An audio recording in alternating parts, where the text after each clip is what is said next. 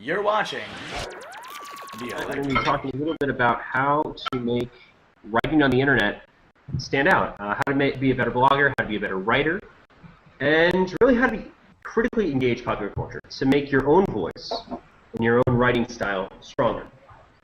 One of the things on the Electric Feast, we're a bit of a fledgling website, and we're doing this all independently, so we are allowing ourselves to come out and talk about what we like to talk about, what we love, and all those kind of things. So tonight, I'm just going to talk about some of my ways I go at making my posts try to stand out, create a conversation, and create a balance between the writer and the audience. So I got for those of you who are on the listserv, I sent out an email about how to better engage your writers and to be a better critical writer.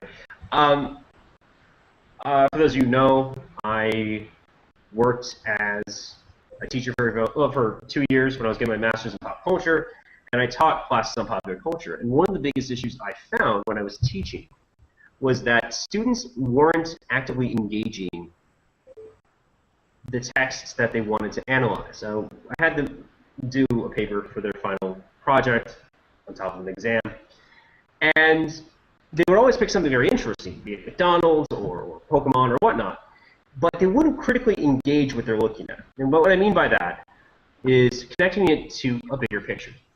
It's all well and good to talk about something that you love, be it music like myself, or video games, or comic books, and talk about them and be really, really passionate about them. But to also be aware of what came before, where the genre or the medium is going, and how to make things better. So tonight we're just going to look a little bit about, I'm going to talk a little bit about how I've gone at it and how one could think about doing things. So some key points just to start things off. Critical does not mean that you dislike something. I think that's a big part of writing on the Electric Feast. We all love the things that we're reading or reviewing. And that love should be critical. We should want to not be okay with what we're getting from an artist that we love. For example, I'm a big fan of Sigur Rós, and I just did a review on Sigur Rós, and I love their new album. But I didn't like the album before that, and I made that very clear in the review. But that's not me being mean to Sigur Rós. That's me as a fan and somebody who cares passionately that their music is good and that the product they give to other people that will find it and enjoy it will be good. So just because you're critical about something doesn't mean you dislike it, first off. And when I say popular texts tonight, I'm talking about books, games, albums, movies. It's just an easier way of saying it. So I can talk about what you're reviewing or what you're writing about. For example, Travis's piece on the Oregon Trail, which is a fantastic, interesting game, is a video game text. Or Corrigan's piece on Star Trek is a text that involves movies, and specifically Star Trek, as a cultural text. 2, and this is another interesting thing just to bring up, being critical about something doesn't mean you dislike something. It also means that, I lost my train of thought for a second, sorry. Just because you're critical for something doesn't mean that you dislike something, but it also means that you can be critical of its appearance in the popular consciousness. You can like something and still be critical of its appearance in the popular consciousness. That's the sentence I was trying to get at. And you don't need to review things that you like, but you can balance it in relation to things you like. Now, I'm not saying you need to be a fanboy. If you like Star Trek and you want to bash Star Wars, it's not really a good review. But you can talk about the sci-fi genre or the Western genre that both of those things pull from to make a critical analysis.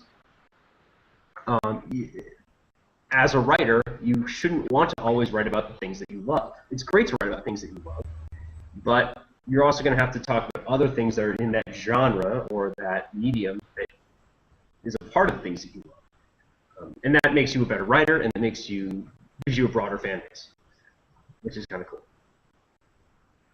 And being able to write about the things that you dislike will make you a better writer. And it'll flesh out your knowledge base. I mean, I think one of the things I've learned as being a reporter or being an academic is that you get bored with writing about the things you love. You either get blinders and you can only care about the things you love, or you just become apathetic. and that's sad. So if you branch out a little bit, it helps. So far, I can't just write about music. And on the site, I'm not only writing about music, but I'm also writing about comics or games because those are the things that I enjoy. But I can't just write about one thing. And I think that's another thing that will also broaden your horizons and broaden the community, and it'll help your voice in the end. Now, the thing about being critical, as I'm going to say again, or just like analyzing, doing what's known kind of as a textual analysis or visual analysis.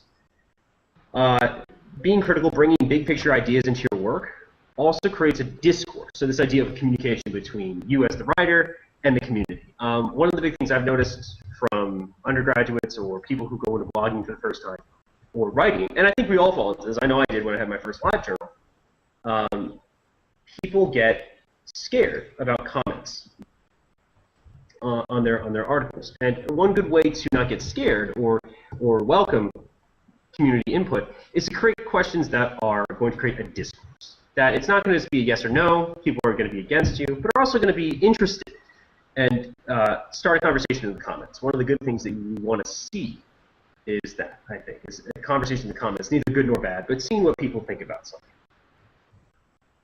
Giving straight adulation to something, be it a game series or a book series, or giving backhanded critiques will not help you develop as a writer, nor will it help the site's credibility.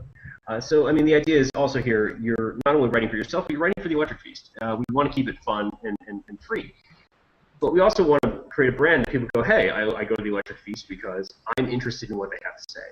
They have a very different perspective than, say, Kotaku or Deadspin, for example. One thing also I think that might be helpful for future writers on the site and for people who are here on the site right now is that we should think about the things that we love, the different genres and the different mediums that we analyze in the site. Video games, music, different cultural stuff. Think about the genre or the medium that you're discussing. Think of it as a field. And that's one of the things that I've really tried to embrace when it comes to music, when it comes to comic books, and when it comes to just the stuff I'm studying. Now, I kind of have a leg up because I had to write a master's thesis, and so I kind of had to know everything that happened in punk rock, because I wrote my master's thesis on The Clash. But it's not too hard to do. I mean, anybody who loves anything, be it comic books, be it video games, there's a timeline, and there's points on that timeline that you need to know if you're a fan. You might not have read the first 40 years of Superman or Batman, but knowing what happened, the key parts, the innovative writers or artists, is important. You need to know that Jack Kirby's Captain America or his Avengers art is considered a turning point in comic books, for instance. So think about what you're studying or writing about as a field of study, because then you can look at a new text and go, okay, so where does this fit on the line? It's not Legend of Zelda, but it's also not, what's another video game out there? Somebody help me. Halo? Sorry? Halo? Halo. It's not Halo, exactly. It's not Zelda, it's not Halo, it's not Final Fantasy, but it's somewhere in between, and it's on a scale, and you can kind of judge it compared to what came before. Not too harshly, we can hope, but you can judge it. An easy way to do this is to think of 10 texts in a genre that have kind of set a groundwork for things. So you look at 10 texts that most people would say are the big bosses. The big guys that people can go, okay, so there's this for gameplay, there's this for storyline structure, there's this for whatnot. For books, for example, if you look at the mysteries, what's the most popular mysteries? Or detective novels? Well, Sherlock Holmes, for example, is a perfect character for detectives. Thinking about how Sir Arthur Conan Doyle created that character and what came after. For comic books, see where Grant Morrison took his lead from, or where Neil Gaiman takes his lead from, or Alan Moore, or whatnot. Where are they pulling their stuff from, and trying to figure out what the big texts are. In a lot of situations, it's hard to narrow down 10 texts, but you can think of your own and say, okay, so this is where I think the culture has gone or has been, and you can move from there. And again, like I said, you don't need to know name each and every groundbreaking work in your reviews or your writing or your creative style that you're talking, the way you're talking. But it is good to be aware of it, so that if somebody does call you out in the comments, you can hope that another person will come up and say, well, clearly he knows this, or clearly he knows that. So you want to be aware, or at least create a sense that you know what you're talking about. And that's a good way to really kind of like become critical by still loving something, if that makes any sense. Okay. Questions so far? No? I seem to be rambling, so I just want to make sure. Well, you're covering the topics that you need to kind of cement, I think. And I agree with you that actually doing research on the field that we're focusing on is probably for the best. I definitely think I need to catch up on some indie love if I'm going to continue writing articles about it, because there is a lot out there, and I need to have a better scope to draw from when I'm writing, I think. So I agree on that. Okay, and that's a good point, Travis. I think that's something we all kind of have to work with when it comes to our different genres. I always play catch-up when it comes to music. I don't consider myself a very trendy individual, and if I ever go on Pitchfork, I definitely know I'm not a trendy individual. And so we all play that, and so we all kind of have to figure out how to deal with that, and make those and become not masters, but you're always a student of what you're studying or what you're writing about. So yeah, there's a lot of stuff to go through. You kind of have to. The good news is there's a lot of good popular texts or articles out there that kind of summate a lot of things. And you can do the law of averages to figure out what the big deals are on writers. And that brings me to my next point, actually. And Travis kind of had a good segue into it. Yeah. Do research. Do research. Do research. And now I'm not saying go on Wikipedia. Don't go on Wikipedia. That will always be my line ever. Don't go on Wikipedia. Go to. It's not a comprehensive source. It gives you a good. It shouldn't be your first stop and your last stop. I guess is what I'm trying to say. You can use Wikipedia. Just don't source Wikipedia. Find out what Wikipedia is sourcing. Go to their sources, and then look at where that's coming from. But clearly, Wikipedia is not a good source, obviously, in the end. Instead, go to where your genre resides, and the internet's great for that. If you're reviewing video games, go to XPlay. Well, not anymore. XPlay's dead. But go to their archive. Go to GamePro. Go to IGN. Go to Game Informer. Game Informer. Yes, thank you. I was thinking of that. Electronic Gaming Monthly is actually online now too, so go there. I pull out GamePro because that was the first time I really actually realized I wanted to be a reporter. Because I went on there, I read their magazines, and they had very short and to the point reviews on different things.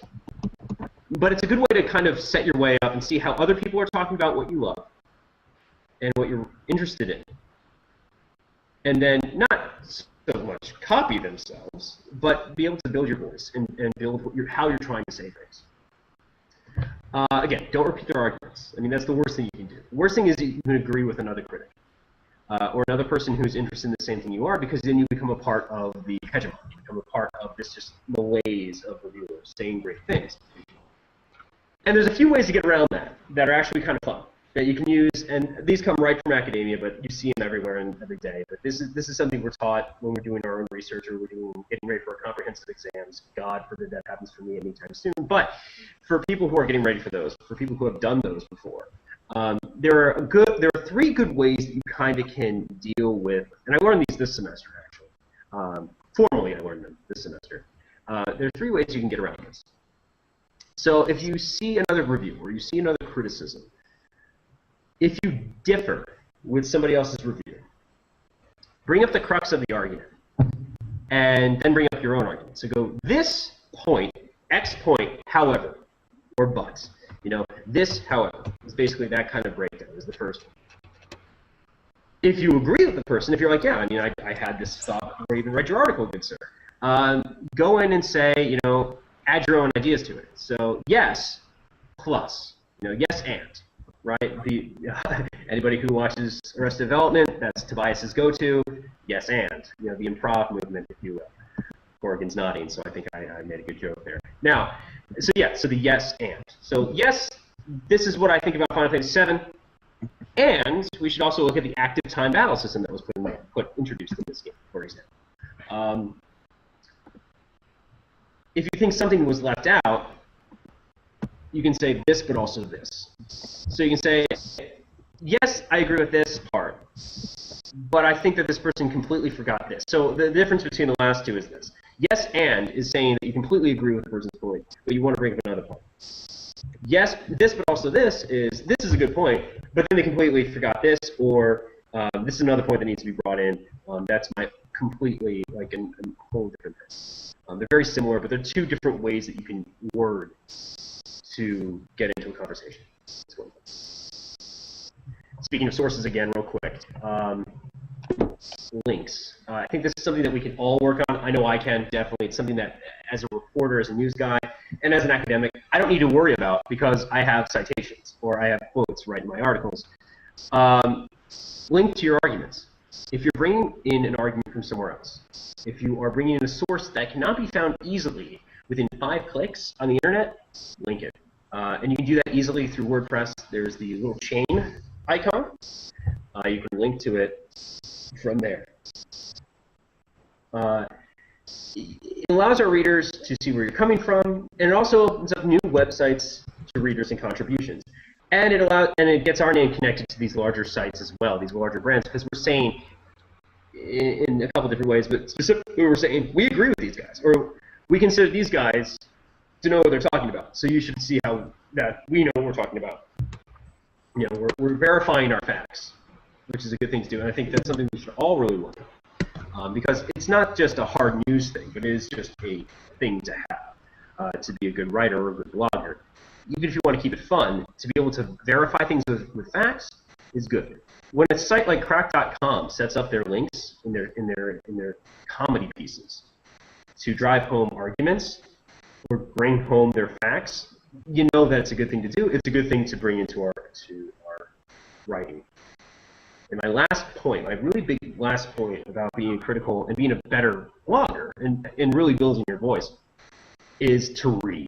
Read all the things. Just all the things. Reading will make you a better writer, and that just doesn't mean the primary text. That doesn't mean just reading the stuff that you're going to be reviewing that week. It doesn't mean just listening to the music that you're going to be reviewing. It means, or the video games. It means going back into the archive and creating your own personal art. One of the things about being a field reporter or field researcher that I've found, and creating these kind of fields that I was talking about, is that you're making your own archive. Now, my archive fits onto an iPod. Barely, but it does. Others, it might take up long boxes. If you're a comic book fanatic, and it might even take up bookshelves or a whole Kindle. The fact is, it's not just looking at what's happening in the present, but looking at what created that in a context. So reading helps you that. Get an idea of what other reviewers are saying. Again, you're going to want to differ, and you're going to want to be different from their voices, but you can look at what they say and go, all right, so this is what their big beef is. Well, it may not be mine, but I can figure out another way to deal with it. Some thoughts I have. Now, again, these come from more of an academic viewpoint, but these are things that we can all bring into our writing, and it can make things stand out more. And again, create that discourse, really build up those comment sections, and really make us stand apart from the millions and millions of other popular culture websites. A big one, a big one, especially when you're reviewing something you love, or reviewing something that you care about deeply. Are you making a yes-no argument? And will it anger you if somebody differs with that argument? So you want to make sure that if people are going to comment on your position, either for or against, is it going to be a quick yes or no? Can they knock apart your logic? Even if you're writing a smart piece or a funny piece, what you're saying, can it be denied or denounced in so many sentences? Will this be shared with people that are not actively a part of our network or social media.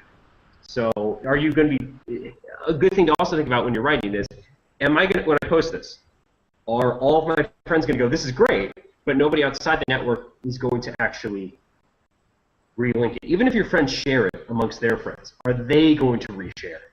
Another part about building up the site, building up the hit counter, really, is making sure that we go outside of our own cultural, our community, our own circle. Because it does no good to sit there in our circle and get circulated around, because we'll all agree, or we'll all have ideas. But at the end of the day, it's not going out to a larger public. Has the argument been made before is another big one. What are the conclusions of that argument? Again, this goes back to reading and goes back to looking at what other people have said. What was the conclusion of argument that was said about the 16-bit wars for video games, for example? What was the point at the end of that? What were people saying? During the Xbox One announcement and then the PlayStation 4 announcement, Kotaku made what was it, BuzzFeed? I believe it was BuzzFeed. BuzzFeed had an article that said, don't bring back the console wars. Because they knew that at the end of the day that it would be moot at this point. So there's some interesting stuff to think about there. Has this argument already been made? Will it actually matter in 5 years? Are people still going to be having this conversation? Now, my professors say it in a different way to me. They say, when you write your dissertation, and they always wince when they talk to me about it for some odd reason. The idea of me being an academic, I think, scares them. But when you write, will you be able to turn this into a book is their big thing. They want to say, will your research be relevant in 10 years? Now, it's not as big a deal with writing for newspaper because it's more of, it's a daily thing, or even for a blog website like Electric Views. It's more of, will people still want to read this as a part of an archive and still be interested in what you have to say? It's not, will this be high and mighty theory, but it's more of, will this be funny? Will this catch people's eyes? Will this be interesting for people to read? Cracked is a perfect example, again, for something like this, where they go on, and you can go back through the archives and read all of the top 10s and all the top 5s and all of those numerical articles, and they still are hilarious 10 years out. So something to think about there also. Is it accessible? Is another big thing. This is something that Corey and I have talked about a few times, actually. Is it accessible outside of our fandom? Is your writing going to interact with people within your community and also outside? So is it accessible? Will people within your community want to read this? Will they be interested in reading this? Again, are you rehashing the arguments that you've seen on Tumblr? Or is this going to go out to a community and go, oh, well, I've never really read, I watched Sherlock, or I've never really watched Supernatural. Is it hitting both of those communities? And then I have a list here. I'm just going to run through it real quick. But these are just ideas to really help you maybe to again, stand out more than anything. And help build your voice. And again, give you other things to read that will help you in your research and help you in your thought process and really help you build your voice and build what you really care about, which may not just be that specific text you're reading that week, but may lead into other things. So, I mean, can this text be read in regards to race or gender or sexuality? Of course, gender is performed, sexuality is biological. You know, think of the idea of market trends or consumer trends. This is a big thing for video game research and music too, and reading also. Actually, now that I think about it, well, okay, everything on our site, but it's looking at what the consumer trends are. A year ago, vampires were big in books, and now it's changed. So now stuff like 50 Shades of Grey is, and what's the difference? What's that trend, and what does that mean? Like, what's the underlying thing of that? That's something to bring up. In video games, we're seeing the reemergence of, well, not the reemergence, but the first-person shooter and football games are still big sellers, and they've been big sellers for the last decade. Why is that? And what does that say about the demographic of video gamers? The idea of genre cycles. This is a really intense one, and if anybody ever wants me to explain it, I can. Corrigan, I'm sure you got this down pat. But you know, genre cycles. The idea of, is your genre in vogue, as it were, and when did it go out of vogue, and where was the in-between point, and when did you start seeing stuff at the dollar store that related to your genre? those kind of things. So looking at how, are we looking back nostalgically at a genre? Or are we looking at a new rebirth of a genre? There's a great book for anybody who's interested in it. It's by Coelty. It's called John Coelty? Corrigan? Nod your head. Maybe. She's saying a maybe. I think it's Coelty. It's by a guy named Coelty. It's called The Six Gun Manifesto. It's about the Western genre, but it's really applicable to a lot of different things. It's very accessible for an academic text. It's really interesting to read about how your genre changes. And again, genre can be anything. And it can be in video games, it can be books, it can be in sports, in some ways, I guess. But it can be in a lot of things that we look at the site. And for example, I reviewed an article this week, an album this week, which was by a screamo band. And it's clear, to me at least, that the genre is dead. If it was ever alive, but the genre is now dead. Because of when you listen to this album, you go, okay, well, there's nothing new about this. It's just a rehash. And it's, not to sound too 15-year-old Sean, but it's too corporate, and it's been homogenized into the culture. Cultural ideals. Do any of the things that we're reading or watching or reviewing, what does it relate back to? Does Call of Duty relate back to our fascination with the military in North America? What do soccer games played in the U.S. mean compared to being played in Europe when you're playing them online? Things like that. National identity is another big one, obviously. What does it mean to do a million different things? But what does it mean to read the Twilight series as an American versus as a European? What does it mean to read Judy Blume as a woman from a young woman from Oklahoma versus a young boy in New York? What is that? And that's state-based. The idea of your community and those ideas. Political and cultural ideologies, also. Your left and your right, your center. What does that mean? I mean, these are not things you need to bring up necessarily in every review. These are things maybe you might notice when you're reviewing something. Like, this is a little conservative, or this is a little liberal in your presentation. I know that Kotaku did an article about a year ago about the video game that had to do with, and Travis, you might be able to help me here. The video game that had to do with North Korea invading the U.S. Homefront. Yeah, Homefront. And there's a lot of backlash about that from both sides. Mainly because it was kind of obscene, the large scale of the invasion. Yeah. There's some interesting stuff. The fear of home invasion, the fact that the opening scene is super depressing and gruesome, got a lot of people angry. But it was the whole idea of there's this like weird patriotic idea in there. So and who our enemies are also. If you see the remake of the Red Dawn movie, the enemy wasn't China, it was Korea. So there's some interesting stuff there. Sorry, I'm taking a drink. So yeah. Now, this is another one that I just threw in there because I'm interested in it myself, but I really haven't done any research into it. But queer readings, what are some queer readings of video games or music or books? These are things that can not just spice up your reading or your writing, but these are things that you can actually kind of hit cultural ideas when you're looking at things. And queer readings are a very interesting kind of thing to look at and go, well, how does this change if it's a male gamer or a female gamer or a gamer or a gamer who is gay or lesbian or transgender? How does that do that? I mean, Against Me, one of my favorite bands, the lead singer just came out as transgendered. And there's some, interesting things going on in the punk rock community in relation to that. So these are things that you don't need to necessarily have a hard line for, but they're things that you should, not should, but could bring up if you wanted to. Stereotypes, I think that we've had that on our site. We've talked about that a little bit on our site as it is, but that's another thing that you can kind of bring up when it comes to gamer culture or bibliophiles or musicians or hipsters or whatnot, and say, how can we debunk these? How are these implemented in our society? How do they keep us ordered off? I mean, these are things that are big picture things, but these are things that we can bring into our conversation.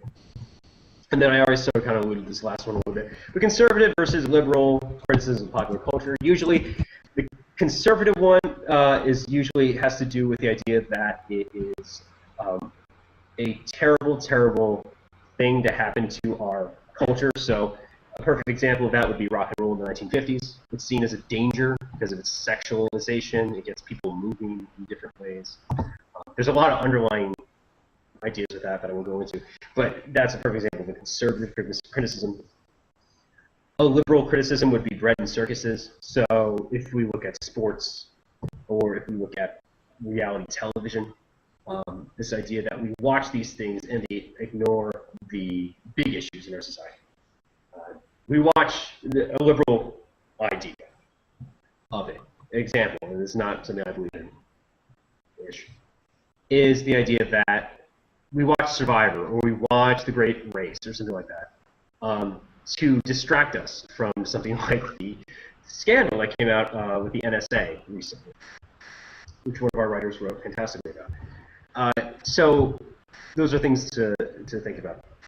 I also added a bunch of examples if you want to at some point to look at.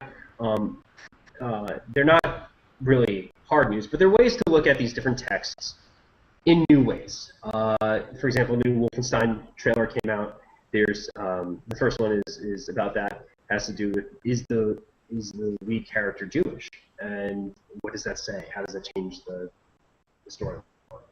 And also, there's a great one from IO9 in there that talks about slut-shaming at conventions. Again, this is something that's interesting in relation to the different changing demographics of fandom, so it might be interesting to look at there also. So those are just some ideas, some ways you can be a better writer in the sense that you're using your voice to do cultural good, a social good, I should say, and also make your writing stand out from the rest of the crowd.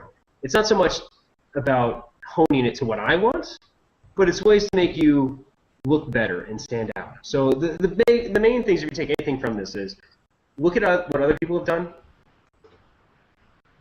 find out what the big things are in your field, and read as much as possible. And then use that reading, because reading obviously builds your vocabulary, it tells you, gives you structure of how other people talk about these things. And then you can really make these really tight, compact articles. Just to finish, this is something that I deal with all the time when I write. I ramble a lot when I write. So another thing also is try to make your sentences as compact as possible and tight. Don't use a lot of words to say that this album was good, or this book was good. Say it, if you really want to describe something, use a couple sentences to do it. And great for examples. I think my music reviews this week completely speak to that in so many ways, because I used a lot of rambling sentences. But it's still good in my opinion. So, any questions?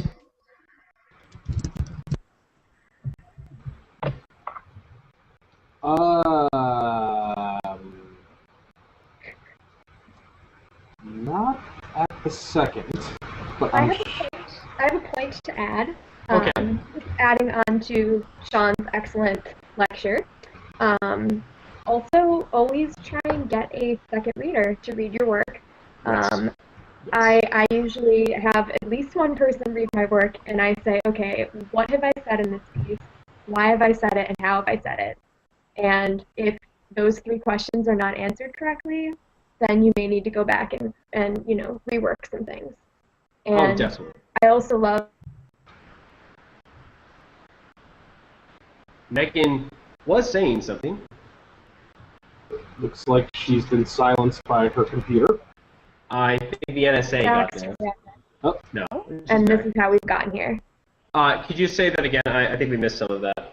You love, and then we lost you. Oh no! I'm sure it was very eloquent. Yes. Did you hear any of it? No, none Yes, of it. You said I love something and then it died. What came after that? Prison. Okay. I think I said that I love that you brought up the point about doing your research, because from an editorial perspective, it's great to edit the pieces where there is research involved, and I'd much rather have a piece that a writer has taken a really long time to figure out than have numerous pieces by the same writer that aren't as, well-informed or well-researched. Definitely. I think that's a key point. And Corrigan mentioned something also about getting a second reader before I get to that other point, Megan. Read your stuff out loud. It's something we all learned in elementary school, but a lot of us forget to, and I'm right there with everybody else. If I'm just writing something, I think I'm just going to get it like that, and then I'm done. Yeah, reading out loud is great, and Megan's right. Quality over quantity. As much as we should be putting stuff up on the site every single day, if we can get a very, very well-researched 3 paragraphs, that's awesome. Of course, I'm not asking for, you know, how you say, citations and a full Chicago-style set of footnotes, but you want to be able to, again, link to the parts of your sentence that are going to say, hey, this is the important part that I took from somewhere else. Obviously, you're not copying and pasting, but you're saying, this, you know, as Kotaku reported, hyperlink, you know, or something like that. That helps you to kind of show that you've done the research and this is an important word, due diligence. The due diligence that involves. So there's that also. I got a question. How many links is too many links? How many links is too many links? As a former teacher, I will say this as a citation in relation to citations. There is no such thing as too many links. I think if your whole article is just blue links, that's a problem. But that's not to say using them sparingly is going to be any better. I think that if you can find a good, it might take some time to figure it out, but I think if you can find a good medium, that would be great. I, for one, definitely like the idea of a couple paragraphs where if you, this is what I say about my own writing. If you can get 2 or 3 citations in the paragraph, that's good. And so if you can do that with, you know, if you get like 2 or 3 per paragraph, that's, I think, pushing it. If you have like 2 or 3 links per paragraph saying this site sources of this source of that, you know, this source of this, you're getting multiple viewpoints, but you're also distracting with your own writing. So. And Corrigan had a point too. Oh yeah, another thing I add is just to make sure we don't sound too much like personal blogs. A sort of conversational tone is fine, but you know, there should be some degree of professionalism in how the article is. Now, that's a perfect example. You know, we're not a hard news site in some ways. We're not CNN, but we're also not a blog. We're not a live journal. But we are trying to have some sort of, you want to have a professional air because, again, this is going out not only as the electric feast, but it's also going out as your own. So for those of us who are trying to get jobs, if somebody sees your work, they're going to say, oh, well, this is a really great piece of work, but why is it right next to this other piece that isn't so great? So it's community. It's community building in some ways, too, by showing that you're doing good work, and then other people can also look at your work for inspiration within the community and build. So, yeah, I mean, professionalism definitely is a key part of your writing if you're writing at this level. Getting beeped from somewhere else. Hold on. Hold the phone. Okay. There's another person who is watching us. Our one viewer is actually James Ponzo, who's another writer of the site. So there are other people watching. So just to make us all connected, so everyone knows who's here. Yeah, I just said I beeped Corrigan. I didn't beep. My computer beeps, I should say. So there's that. Any other questions? Thoughts about your own writing? Anything like that? I will say this. I like what I've seen so far, and we can definitely do. I think we can do better as a community. But what we're starting with isn't bad, and that's a good thing. I mean, we're starting with people who have a desire and love to write what they're writing about, which is good. So I think that's the most important thing at this point. With that said, I think a good exercise, like I mentioned before, if anybody's trying to figure out how they're trying to talk about what they want to talk about, or try to figure out a way to talk about pop culture in a way that hasn't been touched, set up a list of things that you're interested in, and then think about those 10 texts that really make a feel. For me, it's really hard because I like comic books so much, but I can easily say Dark Knight Returns, Watchmen, Sin City, and 7 others. I love that series, 7 Others. 7 Others, yeah, that one. But yeah, no, it's by Grant Morrison. 7 Others of Victory. No, I mean the point is that if you can name like 2 or 3 right off the top of your head that most people would say, okay, yeah, you're right. And then one ninth person, the 1% person who's like the giant contrarian would say, well, I don't think so. You're probably on the right track. So that's a good thing.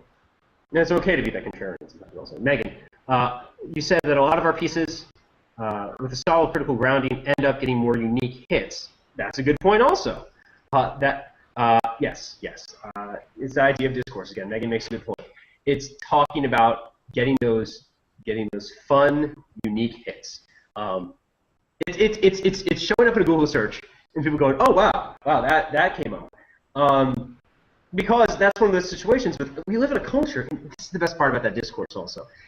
We might get some people who are very, very isolated in their views, but that's okay because that means that other people are going to come back and challenge them based on the art. And it's going to be outside our own community, which is great and fantastic and lovely. And yeah, if you can slip in a little bit about something you read that was like, well, this made me think about my fandom a little different. And again, you can still love your fandom, but you need to. But being critical about them will speak wonders, not only about you as a writer, but how legitimate you are compared to a writer on Gawker or Vulture or something like that. There's a great website if you want to see something like this. It's called tvsurveillance.com. It's done by a friend of mine who's at Indiana University. He's in their media studies, I believe, PhD program. Corey Baker. I always call him. He yells at me when I mess up his name.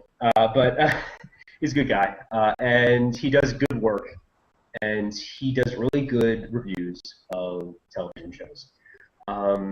So I would definitely check that out. Corey, Mike, and myself all know him. He's a solid guy and solid writer. Definitely miles ahead of me. So if you're looking for something that what people do with reviews, he has a really good one on the WWE, for example, which is quite interesting. So yeah. Oh, the kids also, yeah, Corrigan's also makes a good point. Kid's a machine. Clearly doesn't sleep. Just knocks out 1,500 words like, he's playing a game of tennis. It's pretty crazy. Jealous. Jealous. Yeah, well, I mean, but that's another thing, too. I mean, that's an awesome thing. He didn't just start doing that. Again, that goes back to his passion. Man, the guy just loves television, and he loves talking about it. He's just super, he just knows his stuff. Yes, he comes from a journalism background, but he just loves it. And that's something we have to really get into. I know we all have day jobs, but if you really care about something, you're going to tell the world how you feel. And hopefully it's in a way that is constructive. So with that said, of course, I ramble out at music. But I personally think that my articles definitely need to be cut back on the rambling aspect, like you said, Sean. I definitely go into too many large metaphors or backstories. Okay. And I think I need to focus more on piece instead of linking it to something that I like. Yeah, it's easy for someone that might not understand anything about the game to be like, oh, okay, I know, Doom, but I have no idea what this game is. Thomas is alone is about. I think I need to slow down, essentially, as far as. I agree. Yeah. Continue. And just the field of reviewing is definitely new. I've watched people blog about it for 2 years now. I've been watching a lot of That Guy with the Glasses people. I don't know if you're familiar with that website. There's a bunch of reviews on there that are hilarious, and I've been trying to, in a way, channel some of that idea into my own Mashable or articles. something, yeah. Sorry, what? Is it Mashable? So I think I know what you're talking about. Yeah, it's Yeah. Yeah. And you know what? In Charles, I do the same thing with my Charles metaphors. is here. Let me get here. Huh? I said you said Charles. Oh, Charles here?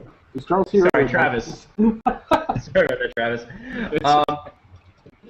No, but yeah, I have the same issue, Travis. I think I do the metaphor thing way too much too in my own writing.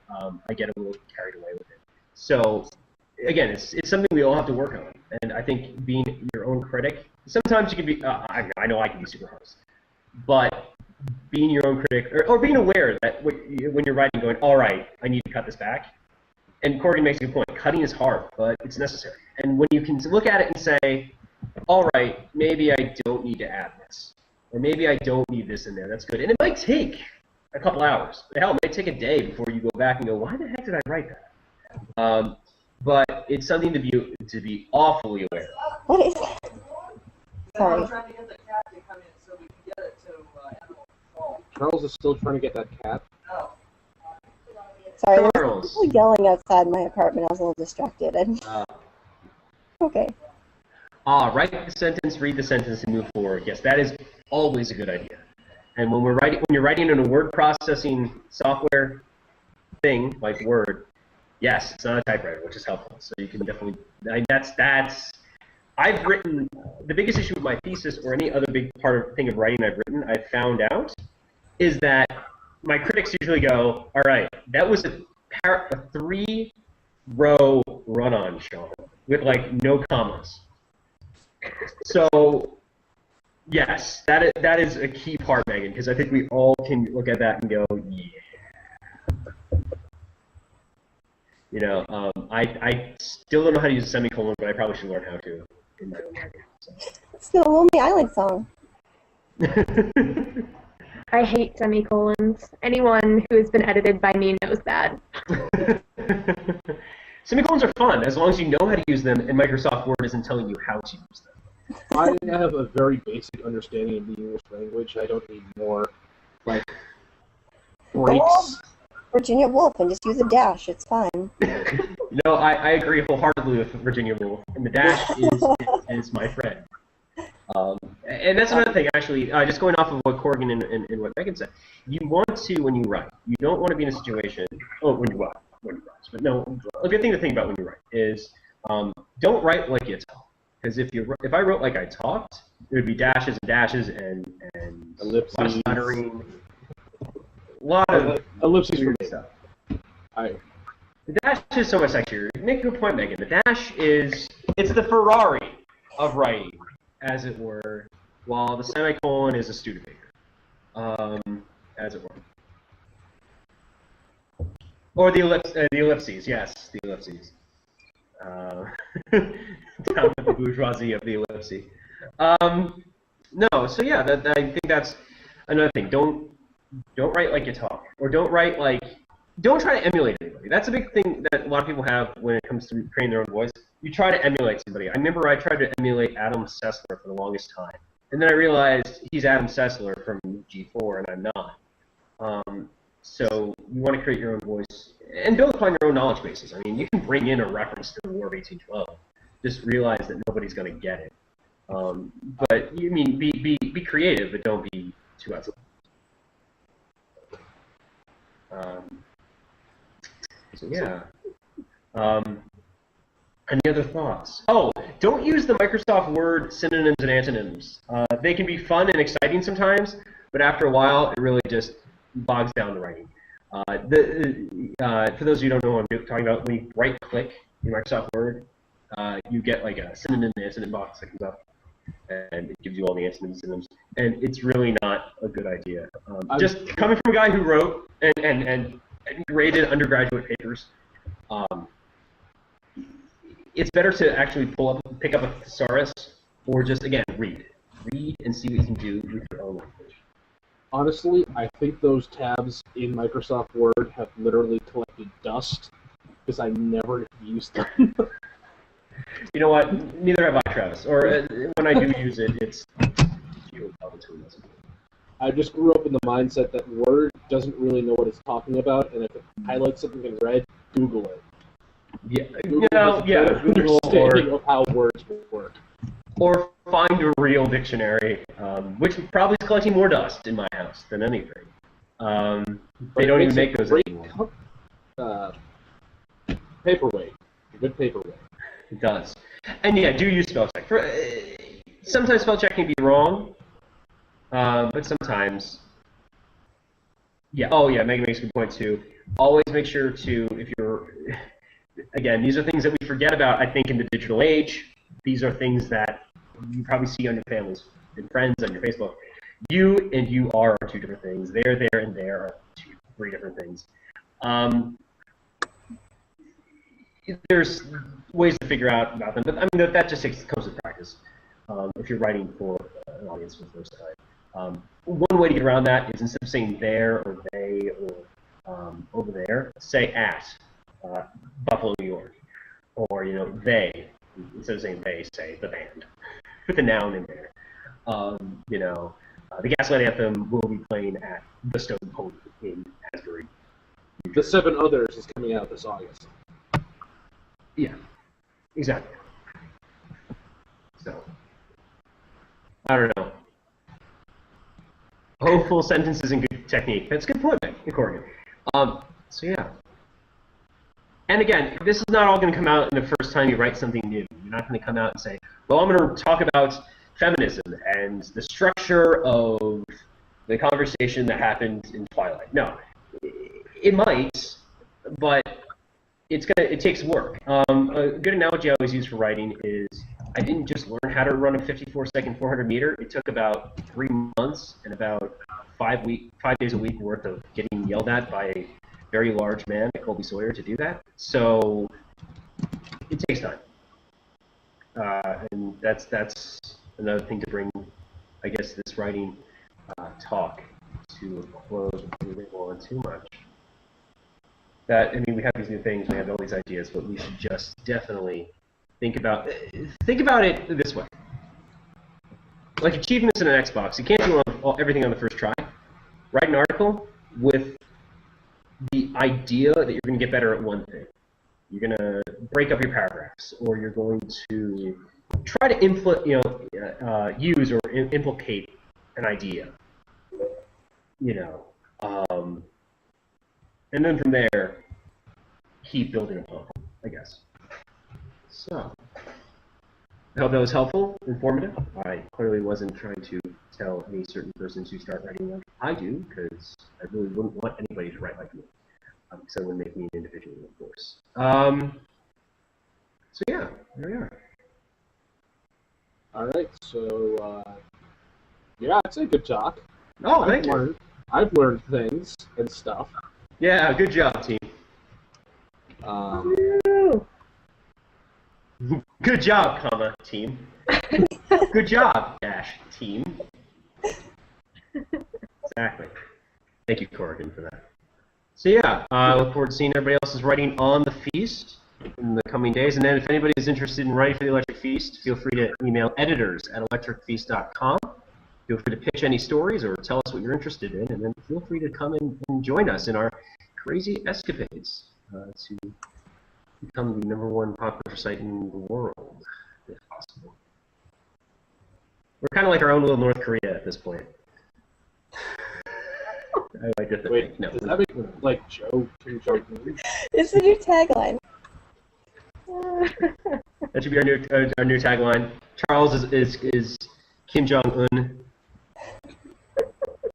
Oh no, he became Kim Il-sung. Wait, which one is Charles Kim Jong-un or Joe? Charles can be Kim Il-sung, the grandfather, and then Joe can be Kim Jong-il. And then that's Kim when the Il-sung is yet to photoshopping be figured began. out. And who's Dennis Rodman? Well, we'll figure that out at some point.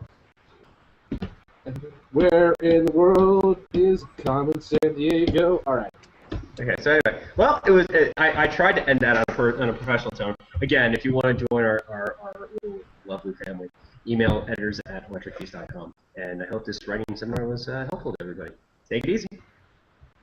Thank you. Bye. Bye.